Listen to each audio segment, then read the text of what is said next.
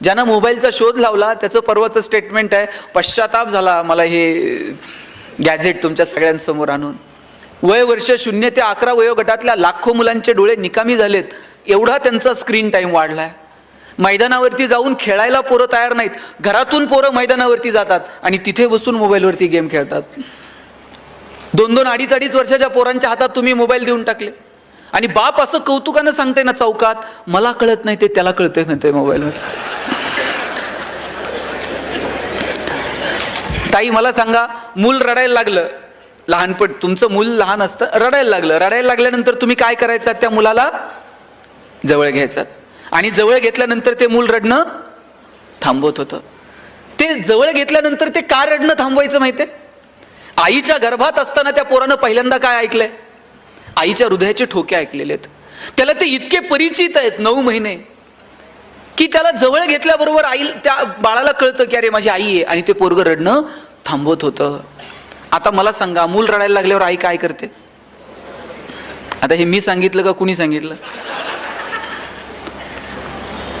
आई mobile काढते आणि पोराच्या हातात देते, आणि पोरगा असलं पुढचं आहे, मोबाईल हातात आल्याबरोबर रडायचं थांबते. आईच्या स्पर्शाची जागा जर मोबाईलच्या स्पर्शाने घेतली असेल तर हा कुणाचा पराजय?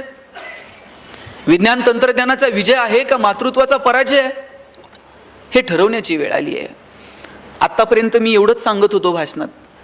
काल मी येताना प्रवासात पाहिलं, म्हणजे आईनं जवळ घेतल्यानंतर मुलांना रडणं थांबवणं ही पहिली पायरी होती. मूल रडायला लागल्यानंतर आईनं पोराच्या हातात मोबाईल देणं ही दुसरी पायरी होती. आणि काल मी पाहिलं, पोरगं तिकडे रडतंय तरी आई मोबाईल सोडायला तयार नव्हते. ह्याला काय म्हणायचं? साधनं आपल्यासाठी आहेत का आपण साधनांसाठी आहोत? साधनं आपण आपल्यासाठी निर्माण केली, त्याच्या किती अधीन जावं? साधनांवरती आपली पकड असावी, आपण ठरवावं किती वापरावीत, कुठे वापरावीत, कशासाठी वापरावीत. जेव्हा साधनं आपल्यावरती अधीन व्हायला लागतात ना, त्यावेळेस जगण्यातली मजा संपून जाते. आपण साधनांमध्ये मजा, साधनांमध्ये आनंद शोधायला लागतो. घरात जर पाहुणे आले आणि आई जर चहा घेऊन गेली ना, पाहुणे विचारायचे गणेश कितवीला आहे, कावेरी कितवीला आहे, पाऊस पाणी बरं आहे का? पाहुण्याला बोलायला वेळ होता. आता घरात जर पाहुणे आले आणि आई जर चहा घेऊन गेली, पाहुणा असलं काहीच विचारत नाही, गणेश कितवीला आहे, पाऊस आहे का, पाणी आहे, त्याला काही घेणं देणं नाही हो. आई चहा घेऊन गेली का पाहुणा पटकन विचारतंय, तुमच्याकडं छोट्या पिनचा चार्जर आहे का? हे अस्वस्थ आहे. आणि याच्या अस्वस्थतेचं कारण काय? याच्या मोबाईलची बॅटरी लो आहे. मोबाईलची बॅटरी लो असणं हे जर आमच्या अस्वस्थतेचं कारण असेल तर किती फंटूस आयुष्य आम्ही जगत आहोत. सोशल मीडिया किती सुंदर साधन आहे, आपल्याला व्यक्त होता येतं, जगापर्यंत पोहोचता येतं, जगात काय चाललंय ते कळतं, पण किती अतिरेकी वापर. साहेब, परवा आमच्याकडे एका घरात चोरी झाली. चोरट्यांना त्या चोरटे हाणमार करायला लागले आणि मारहाण करायला लागल्यानंतर जवळचं सगळं दागिने वगैरे सगळं काढून दिलं चोरांना, नवरा बायकोनं. बरं, ते सगळं समोर पाहून सुद्धा चोर समाधानी झाले नाहीत. चोर त्या बाईला म्हणले, तुझ्या नवऱ्यानं ॲनिव्हर्सरीला दिलेला आयफोन दे, तुझ्या भावानं तुला ते वाढदिवसाला पाठवलेलं नेकलेस दे. ती बाई म्हणली, तुम्ही चोर आहेत का कोण, तुम्हाला कसं माहीत? तिला, आम्ही फेसबुक फ्रेंड आहोत आपण सगळे, आम्हाला माहीत आहे तुझ्याकडे काय काय दे म्हणले सगळं. किती अतिरेकी. आपल्याला सगळंच असं जगाच्या समोर जाहीर करायचं असतं, सगळं जगासमोर मांडायचं असतं. म्हणून मला म्हणायचं की ठरवून घेऊयात, आनंदी राहायचंय का आनंदी आहोत हे दाखवायचंय. आनंदी राहायचं असेल तर ते खूप सोपं आहे. किंबहुना सोये जीव आत्मयाचे लाहे, तेथ जे होय तया नाम सुख. ज्ञानोबांनी सांगितलं, बाबांनो, आत्म्याशी जे संबंधित आहे ना त्याला सुख म्हणावं. मी म्हणत नाही साधनांची निर्मिती करू नका, अरे केली पाहिजे. ज्ञान, विज्ञान, तंत्रज्ञान, नवीन जग आपण अभ्यासलं पाहिजे, नवीन जगातल्या संकल्पना स्वीकारल्या पाहिजेत, नाविन्य स्वीकारलं पाहिजे, नवनवीन साधनांचा वापर केला पाहिजे. पण किती, कुठे हे ठरवायला नको. आणि निवळ साधनांवरती जर माणसं सुखी होत असती, केवळ पैशाच्या जोरावरती जर माणसं सुखी होत असती तर जगातली सगळी श्रीमंत माणसं सुखी झाली असती. पण सगळे श्रीमंत सुखी आहेत का? आणि सगळे गरीब दुःखी आहेत का? सुख, आनंद या संकल्पना आपल्याशी संबंधित आहेत, त्या केवळ साधनांमध्ये आपल्याला नाही मोजता यायच्या. आपल्या शेजारी भूतानसारखं राष्ट्र आहे ज्यांनी समाधानाचा निर्देशांक जाहीर केला, सगळ्या जगानं डोळे विस्फारले. भूतान सांगत होतं, आमच्याकडे चमचमीत रस्ते नाहीत, चकचकीत मॉल नाहीत, पण आम्ही जगात सगळ्यात समाधानी आहोत. पैसे नाही आहेत पण आम्ही समाधानी आहोत. एक तर दिवस असा येणार आहे की आपल्याला आपली सगळ्यांची प्रगती ही समाधानाच्याच पातळीवरती मोजावी लागणार आहे. कारण पैशांच्या स्पर्धेमध्ये आपण कधीच पहिले येणार नाही आहोत, आणि आलो तरी तिथं गेल्यानंतर आनंद आहेच की नाही ह्याची शंका आहे. एक श्रीमंत माणूस त्याच्या कोट्यवधी रुपयांच्या बंगल्यामध्ये बसलेला होता. त्यानं बायकोला सांगितलेलं होतं की तेल नसलेली चपाती दे, मीठ तिखट नसलेली भाजी दे, मस्त AC लावत महागड्या कोट्यवधी रुपयांच्या बंगल्यामध्ये AC लावून तो जेवण करत होता. त्याच्या खिडकीच्या बाहेर धुराचे लोट प्रदूषण वाढवत होते, आणि त्याच वेळेला साधारण कमाई असणारा एक शेतकरी शेताच्या बांधावरती बसून तेल मीठ मिरची खात होता. समोर पाटातून पाणी वाहत होतं, हिरवगार शेत समोर डोलत होतं. पैसे कमवू नका या मताचं मी नाहीये, पैसे कमवा तो पुरुषार्थ आहे, पण केवळ पैशांसाठी जगणं म्हणजे जगणं नाहीये. काहींकडे ढिगानं पैसे आहेत पण त्याचा आनंद घेण्याची सुद्धा वृत्ती नाही, तर काय म्हणावं. पैसे प्रचंड आहेत परंतु खर्च करण्याची दानत नाही, किंवा योग्य ठिकाणी खर्च करावं ही भूमिका नाही. आमच्याकडे साहेब एका माणसाकडे सोन्याची वीट आहे, आणि पिढ्यानं पिढ्या त्यानं जपून ठेवली आहे. त्याच्या आज्यानं त्याच्या बापाला दिली ती, बापानं त्यानं ह्याच्या पोर पिढ्यानं पिढ्या ती सोन्याची वीट जपून ठेवली आहे. यानं कधी बायकोला साडी घेतली नाही नीट, यांनी कधी पोरांच्या शिक्षणाला लवकर कुठं 2 रुपये खर्च केले नाही. वीट मात्र तशीच्या तशी घरात पुरून ठेवली होती. दर रविवारी उठायचं, उकरायचं, हाय का नाही बघायचं आणि परत पुरून ठेवायचं. एवढाच उद्योगाच आहे. वीट खर्च करायची नाही, पुरलेली वीट फक्त रविवारी उठून उकरून बघायची हाय का नाही आणि परत लपून ठेवायची. एक दिवशी वीट चोरीला गेली. वीट चोरीला गेल्यावर रडायला लागला. म्हणला पिढ्यान पिढ्या जपून ठेवलेली सोन्याची वीट चोरीला गेली. पोलिसांकडे गेला, पोलिसांकडे तक्रार केली. म्हणला सोन्याची वीट होती चोरीला गेली. पोलीस म्हणले कुठं ठेवली होती? घरात ठेवली. कुठं? पुरून. आणि काय करायचा? काय नाही साहेब, दर रविवारी उठायचो, उकरायचो, हाय का नाही बघायचो आणि परत पुरून ठेवायचो. या रविवारी उठलो, उकरलं आणि वीट चोरीला गेलेली दिसली. पोलीस म्हणले एवढंच आहे ना, उद्या ये, तुझी वीट तुला सापडून देऊ. दुसऱ्या दिवशी हा गेला, पोलिसांनी त्याच्या हातात दगडाची वीट दिली. दगडाची वीट दिल्यानंतर म्हणलं चेष्टा करता का, माझी सोन्याची वीट होती तुम्ही दगडाची दिली. पोलीस म्हणले तुला काय घेणं आहे दगडाची असून आहे तर सोन्याची? घरी जायचं, पुरून ठेवायची, हाय का नाही बघायची आणि परत झोपायचं. मग सोन्याची असून नाही तर दगडाची तुला काय फरक आहे का? काहींकडे ढिगाण आहे साहेब, पण ते योग्य ठिकाणी खर्च करण्याचं जर कळत नसेल काय करणार आहोत आपण? भगवंतानं आपल्याला 2च ऑप्शन दिलेले आहेत. एक आहे ते इथंच ठेवून जा, किंवा तुकाराम महाराजांसारखं वाटून जा. आता तुकाराम महाराजांसारखं वाटून जायला लय मोठं मन लागतंय, मग आपल्याकडे दुसराच ऑप्शन शिल्लक आहे ते ठेवून जा. एकही रुपया वरती घेऊन जाण्याची सुविधा नाही, आणि असती तर आपण सोयीनं गेलो असतो का? ह्याचं नेता येईल का, त्याचं नेता येईल का, काय करता येईल? किती सुंदर वागलाय भगवंत आपल्यासोबत. जन्माला आलो, आल्यानंतर मुळात भगवंताचे इथंच आपल्यावरती अनेक उपकार आहेत की त्यांनी आपल्याला माणूस म्हणून जन्माला घातलं. याच्यापेक्षा काय उपकार करावेत देवानं आपल्यावरती? अहो आपण माणसं आहोत, माणसांना व्यक्त होता येतं. मला माझ्या भावना तुमच्या समोर मांडता येतात, माझ्या भावनांना तुम्हाला प्रतिसाद देता येतो, तुम्हाला रडता येतं, तुम्हाला हसता येतं, तुम्हाला एकमेकाच्या मदतीला धावून जाता येतं. भावना व्यक्त करण्याची संधी भगवंतानं फक्त माणसाला दिली. हो आपण किती नशीबवान आहोत. रोज हायवेवरती 2-4 कुत्री मरून पडलेली असतात.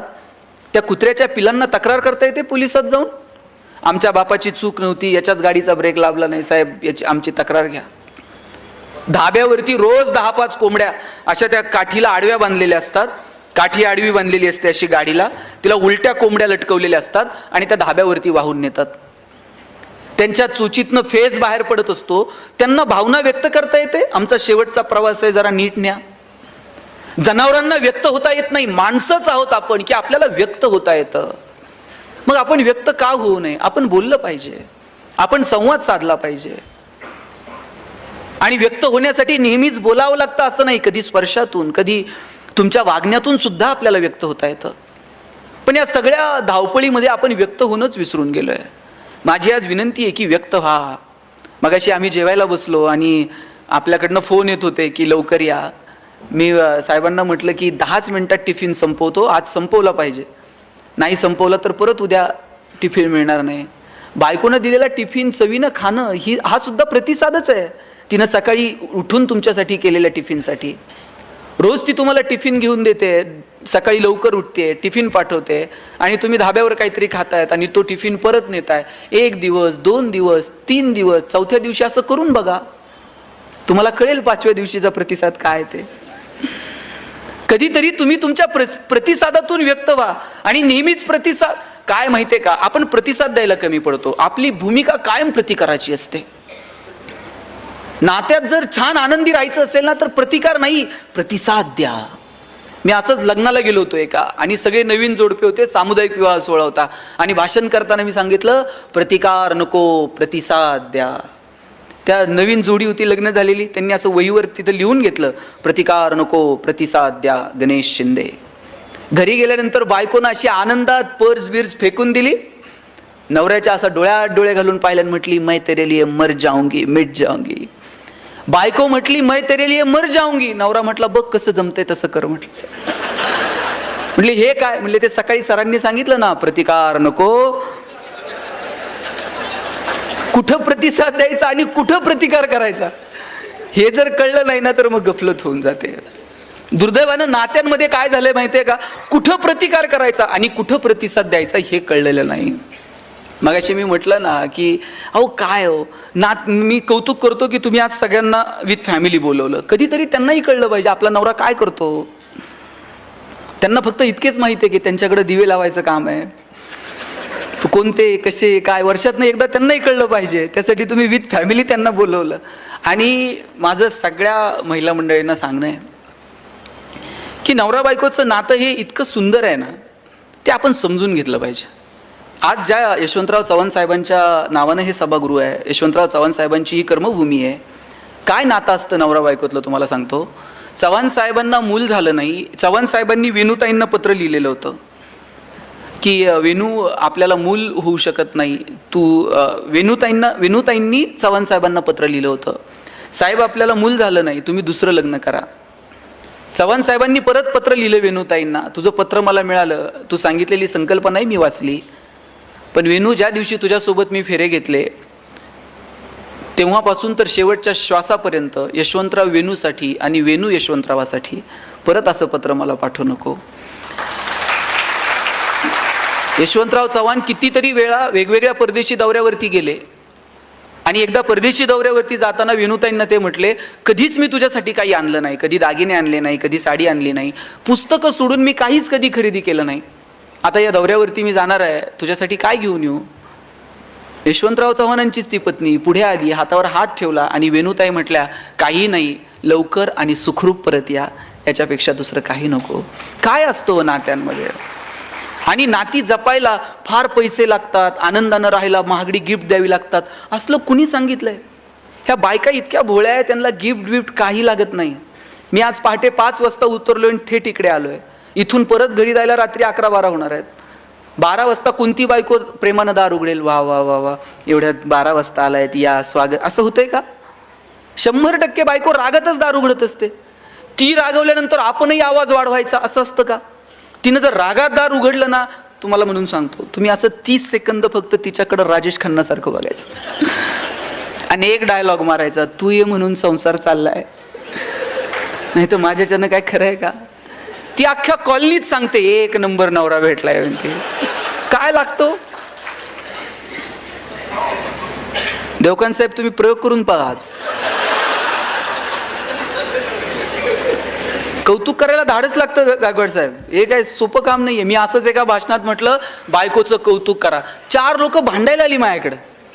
मला म्हटले, एकतर आमची बायको कार्यक्रमाला होती आणि तुम्ही असलं काय काय सांगत असताय, कौतुक बितुक करा.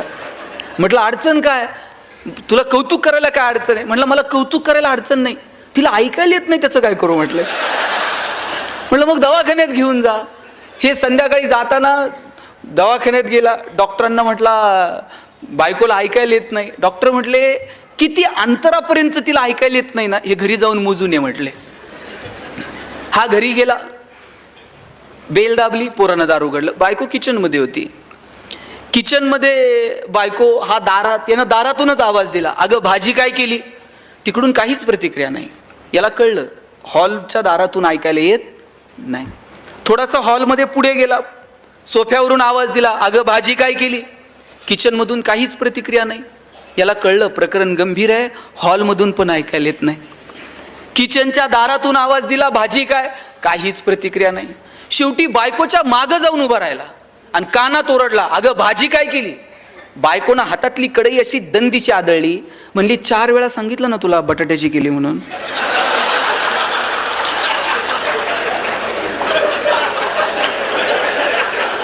तुम्हाला कळलं का नाही? कुणाला आवडत नाही हो, देवाला सुद्धा कौतुक आवडतं, देवाला सुद्धा त्याचं नाव घेतल्यानंतर छान. आपण तर माणसं आहोत. चांगलं काम करणाऱ्या माणसांचं कौतुक करा. तुमच्या ऑफिसमध्ये तुमचा कर्मचारी चांगलं काम करतोय ना, कधीतरी त्याच्या पाठीवर थाप मारा, अरे वा छान, तू चांगलं काम केलं. एखादा चुकत असेल तर त्याला केबिनमध्ये बोलून एकांतात सांगा की तुझं हे चुकतंय, परत असं होऊ देऊ नको. आपण उलट करतो. आपण 4 चौघात अपमान करतो आणि कौतुक एकांतात करतो. 4 चौघात कौतुक करायचं असतं आणि चुका ह्या कानात सांगायच्या असतात. तुम्ही सुद्धा हे घरी करून बघा. 4 चौघात तुम्ही कौतुक करा तुमच्या मुलांचं आणि मुलं एकांतात असतील तेव्हा त्यांच्या चुका सांगा. आपण पाहुणे आले का मग म्हणतो पोरगं एकदम बावळट आहे हो. कुणाचं आहे? मग का पाहुण्यांच्या समोर जाहिरात करायची?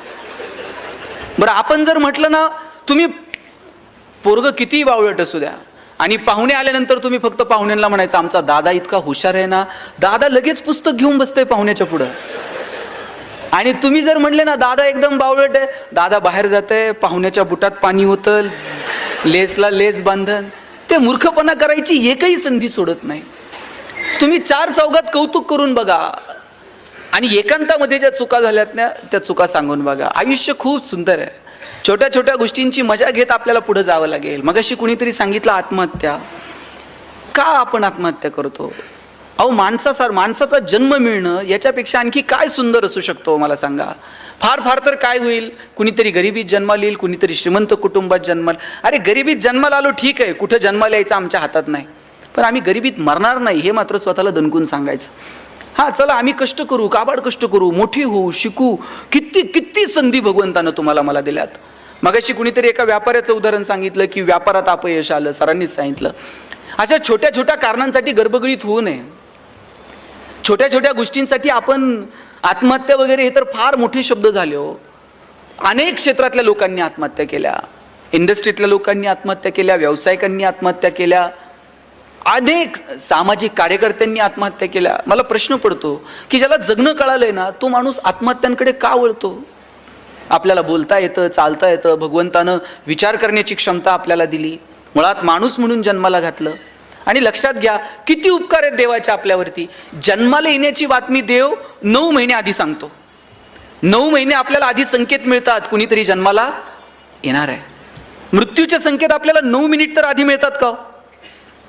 आणि समजा 9 महिने आधी आपल्याला पत्र आलं असतं, हां तुमचं आवरलंय आता उरकून घ्या, पत्र आल्याबरोबर लोक गेली असती साहेब. देवाचे किती उपकार आहेत. जन्माला येण्याचे संकेत तो 9 महिने आधी देतो, पण मृत्यूचे संकेत आपल्याला मिळत नाहीत. आपण सगळेजण जाणार आहोत, पण आपल्याला माहित आहे का आपण कधी जाणार आहोत? नाही. आणि म्हणून तर आपण आनंदात राहू शकतो. एका स्मशानभूमीवरती सुंदर वाक्य लिहिलेलं होतं, मेरी मंजिल बस यही तक थी, मैंने आते आते जिंदगी गुजारली. आपल्याला सगळ्यांना तिथे जाऊन पोहोचायचं आहे. तिथं जाईपर्यंत आनंदानं जगू.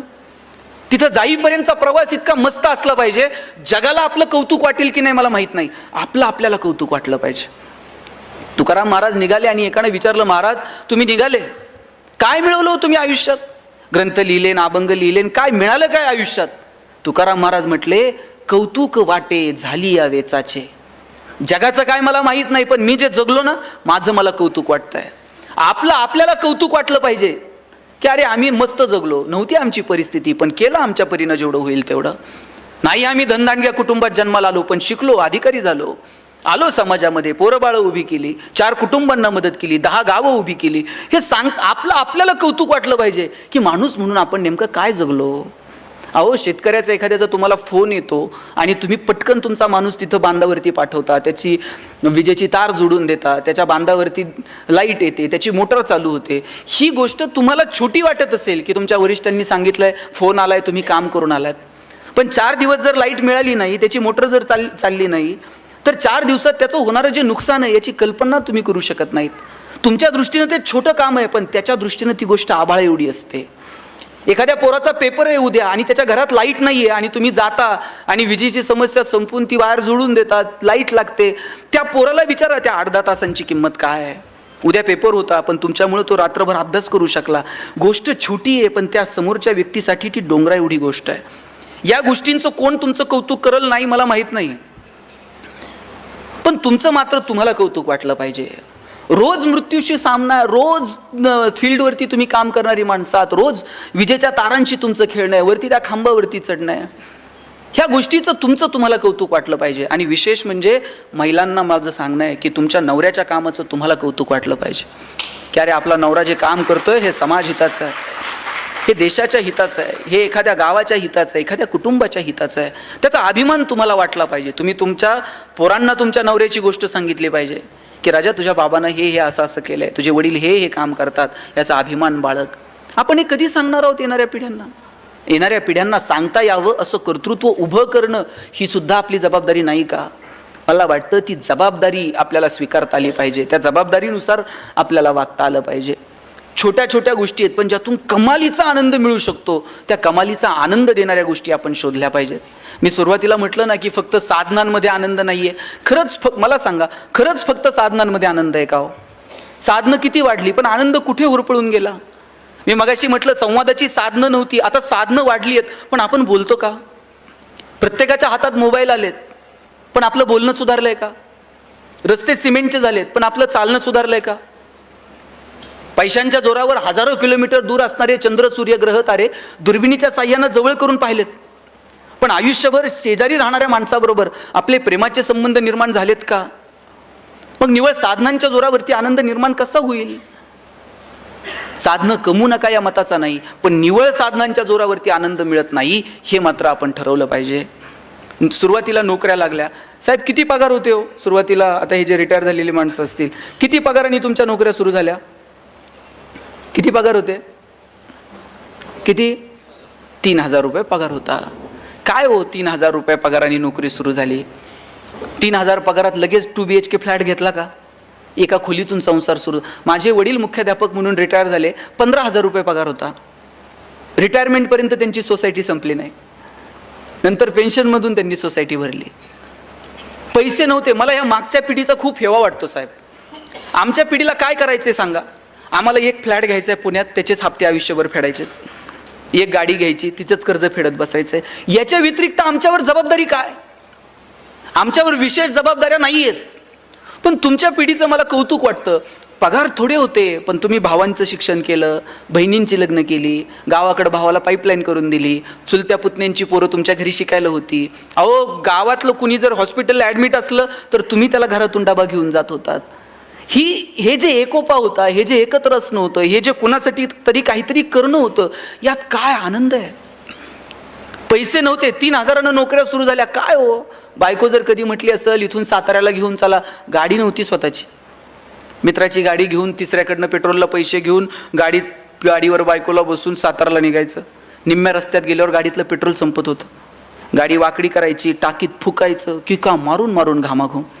बायको असं बघायची, कुठून याची माझी गाठ पडली. अशात बायकोनं नुसता खांद्यावर हात ठेवू द्यावं साहेब, कित्येकांच्या गाड्या बिना पेट्रोलच्या साताऱ्यापर्यंत गेल्या. पैसे नव्हते पण आनंद होता की नाही? आता AC गाड्यांमधून नवरा बायको फिरतात. नवरा तिकडच्या खिडकीतनं तिकडं बघतो, बायको इकडच्या खिडकीतनं इकडं बघते. ड्रायव्हर मधल्या आरशातनं दोघांकडे बघत असतो. हे बोलत का नाही? यांना अडचण काय? साधनं वाढत गेली पण आनंद मात्र होरपळून गेला.